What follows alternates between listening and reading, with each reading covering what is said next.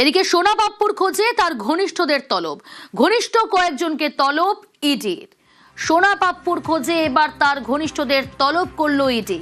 তাদের জিজ্ঞাসাবাদ করে সোনা পাপ্পুর খোঁজ পেতে চায় ইডি। ইডি সূত্রে আর কি খবর, ডিটেল জানবো। অনুপ রয়েছে আমার সঙ্গে। অনুপ, অভিযোগের একটি মামলা, সেই মামলা ইতিমধ্যে সোনা পাপ্পু ঘনিষ্ঠ কয়েকজনকে ইডির পক্ষ থেকে তলব করা হয়েছে। তার কারণ তাদেরকে জিজ্ঞাসাবাদ করে সোনা পাপ্পুর খোঁজ পেতে যায় ইডি।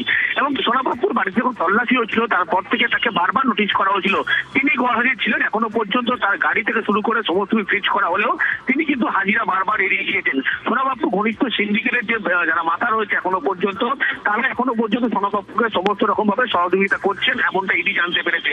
এবার তাদেরকে জিজ্ঞাসাবাদ করেই কিন্তু সোনা পাপ্পুর খোঁজ পেতে চায় ইডি। অর্থাৎ ইডির পক্ষ থেকে জমি জালিয়াতি যে মামলা, সেই মামলা ইতিমধ্যে জাল গোছাতে শুরু করেছে দেখতে স্পষ্ট হচ্ছে। এবং তাদেরকে জিজ্ঞাসাবাদ করে সোনা পাপ্পুর ইতিমধ্যেই খোঁজ পাওয়ার চেষ্টা চালাচ্ছে ইডি আধিকারিকরা। বেশ।